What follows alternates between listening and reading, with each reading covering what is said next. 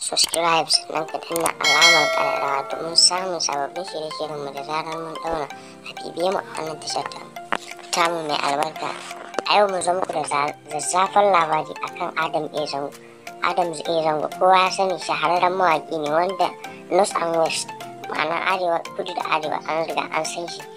Shahararren mawaƙi ne wanda ya riga ya fice kuma ya fintinkau akan waƙa, ba ma iya waƙa ba har da fina-finai, wanda ya riga ya fintinkau tun kafin ma ya riga ya fara waƙa.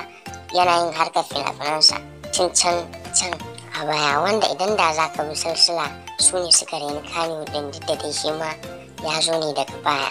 Amma Adam A Zango sun daɗe suna yi wa Kannywood bauta har ilahirin yau kuma suna yi, wanda Adam A Zango yanzu ya kafa wata sabuwar ƙungiya ta renon mawaka wadda ya sa mata suna White House Family, wadda a yanzu wannan ƙungiyar tasa tana trending a gari, wanda ya yi ƙoƙari sosai wajen renonta domin jama'a kuma su amfana, domin shi daman abin ya fara waka shi daman can ya sha wahala sosai, to shi gudun wannan wahalar da ya sha yake tsoron kowane matashin mawaƙi ya sa. Domin da hakan dai Adam A Zango ya yi ƙoƙari sosai ta taimaki matasa masu burin zama mawaƙa a gari.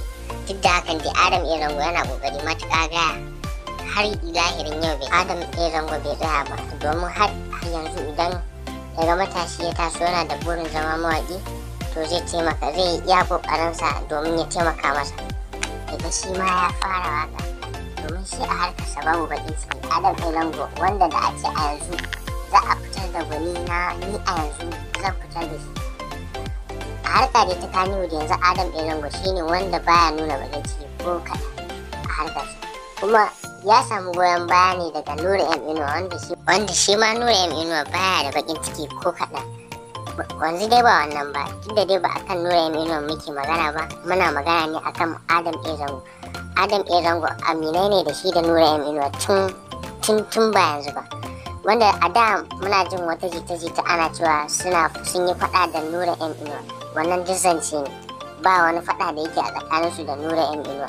Adam A Zango aminin Nura M Inuwa ne yau da kullum, wanda suna abota ne tun a baya.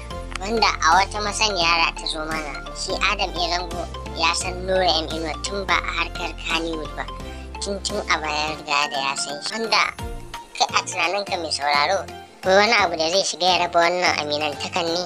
Ni dai a nawa tunanin dai ba na tunanin da akwai wani abu da zai gifta domin ya raba wannan aminantakar, wadda aka yi ta tun ana yara har izuwa yanzu kuma ana yin ta. To me zai shiga tsakani har da za a riga da an ce an yi faɗa? A'a, duk wanda yake tunanin Nura M Inuwa da Adam A Zango sun yi faɗa to ya daina.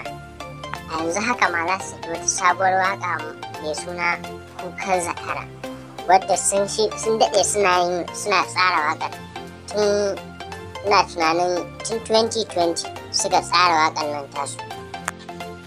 Za su sake ta a wannan shekara ta mu ta 2022 insha Allah.